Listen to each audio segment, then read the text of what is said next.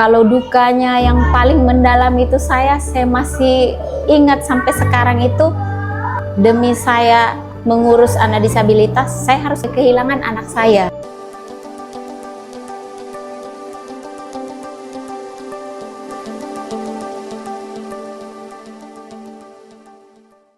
Assalamualaikum warahmatullahi wabarakatuh. Perkenalkan, nama saya Ibu Jumartin, IMD Escape NS. Saya adalah founder pendiri dari Yayasan Pemerhati Disabilitas Arayan. Jadi saya itu berprofesi sebagai honorer di Dinas Sosial Kota Kendari. Saya juga ibu rumah tangga dan saya juga memiliki beberapa usaha. Jadi awal mulanya itu karena panggilan jiwa. Saya terharu dan saya ikut merasakan karena memiliki anak disabilitas. Itu sebenarnya di tahun 2013, tapi nanti terlaksana itu di tahun 2014. Yang terjadi, ya itu awalnya dari panggilan jiwa, terus saya cari tahu bagaimana prosesnya, dan saya kebetulan, saya kan pernah ke Kemensos juga. Saya mencari informasi untuk disabilitas itu bantuannya dalam bentuk apa. Dan alhamdulillah direspon dari Kemensos, kalau ibu ini mau bekerja sama bermitra, ibu buka LKS. Makanya saya pelajari lagi LKS itu apa. Alhamdulillah saya diarahkan, diberikan pemahaman, dan sekalian saya belajar juga. Oh ternyata memang perlu saya buka LKS di Kota Kendari. Anak saya itu disabilitas, orang bilang itu ini tuna intelektual. Jadi dia kategori autis. Ya banyak suka dukanya.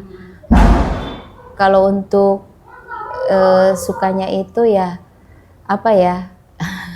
Anak-anak seperti ini mengajarkan kita menjadi ibu yang kuat, yang sabar, terus mengajarkan kita untuk lebih aktif, bisa berpikir bagaimana mengatasi suatu masalah. Itu kalau untuk sukanya kan diajar kita yang positif lah. Yang dukanya itu memang memerlukan tantangan dan kesabaran. Iya, kesabaran menghadapi anak berkebutuhan khusus. Itu saja kayaknya. Kalau kejadian seperti itu sudah biasa. Jadi saya paling diingat dan menyedihkan apa sih Bu yang membuat semangat harus ini? Iya, makanya kenapa saya terpanggil ke situ, karena saya tahu memiliki anak berkebutuhan khusus itu banyak pengeluaran. Apalagi saya kan bisa dibilang ekonomi sedanglah masih kekurangan.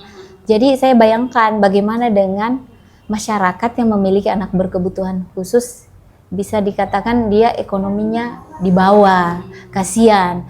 Karena memang anak-anak seperti ini membutuhkan biaya besar. Bukan saja biaya, tapi tenaga juga begitu. Dia membutuhkan kebutuhan yang banyak. Alhamdulillah itu sebenarnya dari kita sendiri. Selama kita melakukan pekerjaan dengan ikhlas tulus, iya, terus kita menyiasatinya dengan baik, insya Allah itu bisa teratasi. Jadi saya ingin mengubah pola pikir di masyarakat, karena kebanyakan masyarakat, minta maaf ya, masyarakat itu kadang menyembunyikan memiliki anak berkebutuhan khusus karena malu kan, padahal semestinya itu nggak boleh kita malu. Justru lebih bagus anak kita itu lebih ditahu di masyarakat. Jadi anak-anak itu bisa juga selain terapi, artinya beradaptasi di lingkungan, di sisi lain juga pemerintah bisa tahu gitu, oh bahwa anak ini memang butuh bantuan, ya kan. Itulah yang jadi kadang kendala. Saya selalu kasih ubah pikiran lah di masyarakat, karena minta maaf di masyarakat itu banyak sekali yang pikirannya malu menyembunyikan anaknya bahwa anaknya memang itu disabilitas. Padahal semestinya itu nggak usah artinya kita menyembunyikan. Biarlah dia berjalan, artinya biarlah dia berbaur di masyarakat. Iya, begitu kira-kira. Banyak sekali suka dukanya. Jadi suka dukanya itu kita bisa membantu orang tidak mampu kategori disabilitas, memfasilitasi, artinya mengangkat dari kesulitannya, artinya kita membantu pengobatannya, kita membantu ekonominya. Itu sukanya ya. Kalau dukanya yang paling mendalam itu saya masih ingat sampai sekarang itu, demi saya mengurus anak disabilitas, saya harus kehilangan anak saya. Anak sendiri, Mak. Iya, itu kejadiannya waktu COVID. Saya baru melahirkan 40 hari setelah melahirkan, karena saya ada tanggung jawab, saya sudah janjikan warga, ada kan pasien saya hidrosepalus, dia butuh pendampingan ke Makassar, dia nggak tahu berurusan, maklum saja, artinya kan orang kampung kan, kesian tidak tahu berurusan, jadi saya dampingi. Jadi saya nekat berangkat, pada saat itu masih COVID, saya nggak tahu saya terpapar COVID. Di Makassar, dia operasi pasang selang, itu kan. Setelah selesai operasi, rawat jalan seminggu, saya izin pulang. Saya izin pulang sama pasien, saya pastikan dokter sudah selesai kan. Saya pulang dulu karena saya punya anak yang baru lahir 40 hari. 40 hari sudah Ditinggalkan. Jadi Neneknya. Nah, jadi saya pulang dari Makassar itu, saya tidak tahu saya COVID. Saya kan tidak percaya namanya COVID. Saya itu Bu, waktu COVID itu saya rajin jalan urus pasien. Jadi tahun kemarin itu lebih cenderung saya lebih banyak urus pengobatan pasien yang rujukan, yang kategori tidak mampu kan. Tapi di situ mungkin saya alami duka yang mendalam. Saya pulang, saya kena COVID dan anak saya terpapar. Dan tidak butuh waktu proses lama, cuma semalam, besok meninggal. Pada saat saya mau bawa ke dokter, sudah telat. Di depan pintu rumah sakit Alia, sudah dikatakan meninggal. Bu, pada saat itu kan pasti trauma mendalam. Iya, mendalam. Karena pas selesai itu dokter bilang meninggal, saya ditelepon dari Makassar. Orang tua pasien, katanya, Bu, alhamdulillah, anak saya sudah sehat. Saya bilang, alhamdulillah. Terus, Bu, kenapa menangis? Anak saya meninggal. Jadi pada saat itu ada tidak, maksudnya sudahlah saya berhenti saja. Iya, sempat saya pikir begitu. Menyalahkan diri sendiri. Iya, saya menyalahkan sendiri karena kehilangan anak yang 40 hari masih lucu-lucunya kan. Itu sesuatu yang menyakitkan gitu. Saya belum merasakan lamanya bisa bermain sama anak saya, tiba-tiba anak saya pergi. Anak bungsu yang keempat. Iya, anak keempat. Iya, saya sempat berpikir gitu. Saya berpikir, saya nggak mau urus ini yayasan dulu. Saya sudah trauma. Maksudnya anak saya kan. Jadi sempat terhenti itu 3 bulan. Tapi setelah menjelang 4 bulan itu saya merasa gimana ya? Karena mungkin ada disabilitas mengeluh, Bu, kenapa saya nggak dapat atensi lagi? Karena memang itu atensi memang dia butuh proses. Kita harus kerja dulu, kita laporkan ke pusat dulu, ada namanya pendataan, pengusulan.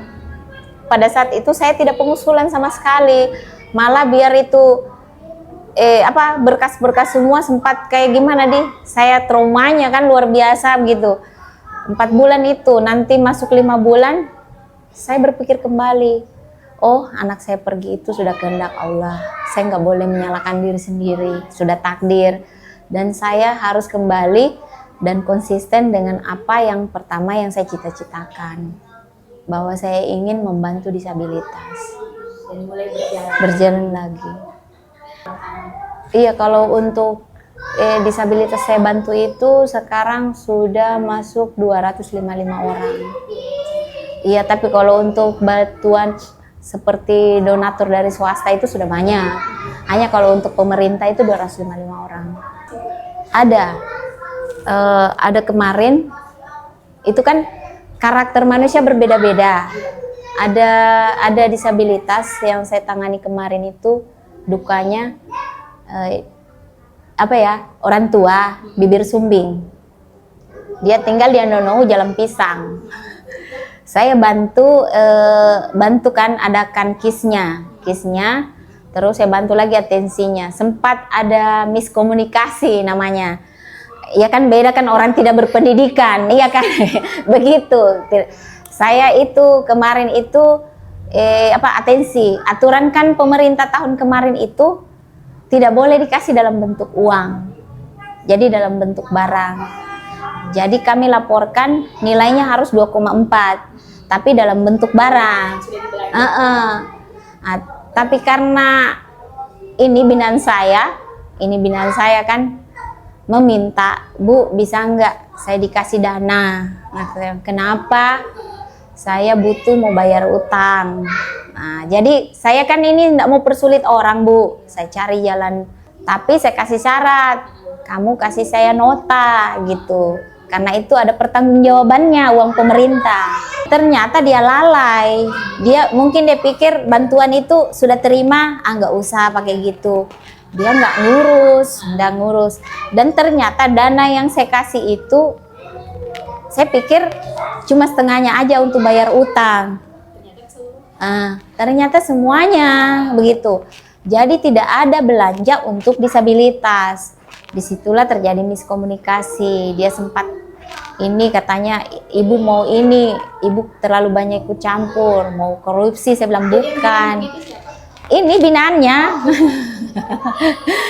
Jadi ambil untuk lebih jelasnya saya panggil RT setempat toh, karena ini ibu susah dijelaskan, mungkin karena dia merasa dia lebih tua dari saya, jadi ngomongnya ngawur lah. Saya bilang, nah nanti lewat Pak RT-nya mediasi, saya panggil juga polisi.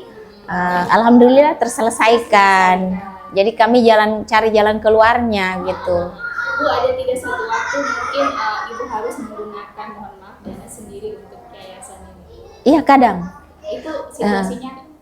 Ya kalau darurat emergensi seperti misalnya kemarin acara ulang tahun yayasan kan, otomatis saya harus mengumpul orang, saya harus siapkan makanan gitu, minumannya, hadiah bingkisan ya. Jadi kemarin itu saya harus nombok, yang penting acaranya berjalan sukses gitu. Saya berharap kedepannya itu yayasan ini lebih dikenal, progresnya jalan, bantuan pemerintahnya lancar, dan harapan saya mudah-mudahan dari pihak swasta ya, perusahaan, apalagi Sulawesi Tenggara kan banyak perusahaan-perusahaan, apalagi tambang kan, bisa membantulah, menyisihkan sedikitlah untuk di yayasan kami, karena yayasan kami memang diperuntukkan untuk warga tidak mampu, bukan saja disabilitas kami bantu. Selagi kami sudah ambil database-nya bahwa memang ini berhak dibantu, kami bantu. Begitu kira-kira. Untuk sekretnya ini masih sudah milik pribadi kah atau? Ini masih numpang. Kebetulan keluarga kan, jadi saya numpang tempat ini. Sekretnya saja belum ada? Iya, belum ada. Jadi numpang aja. Hanya kenapa saya pilih di sini, sebenarnya saya punya rumah juga di PTN. Tapi karena aksesnya kurang bagus, ya kan?